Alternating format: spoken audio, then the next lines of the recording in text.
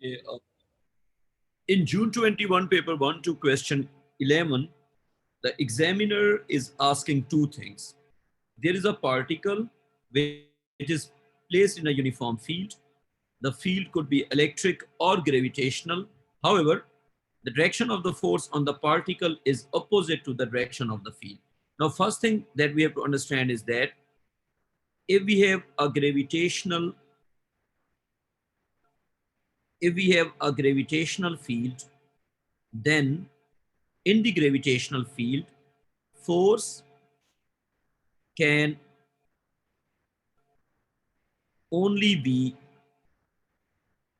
in the direction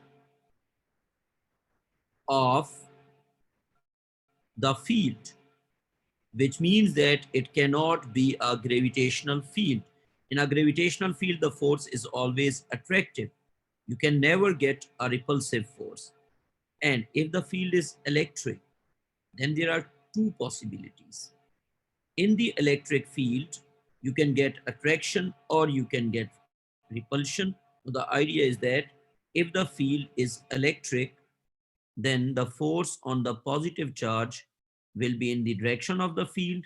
And if the field is electric, then the force on the negative charge will be opposite to the field.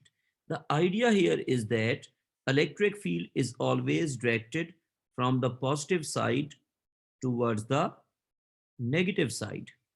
So a positive charge will be attracted by the negative plate. In the same manner, a negative charge will be attracted by the positive plate. So first of all, the field cannot be gravitational. Why it cannot be gravitational? Because in gravitational field, the force can never be opposite to the field. It can be electric field.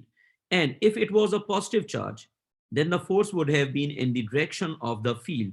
The force is opposite to the field. That's why it's a negative charge.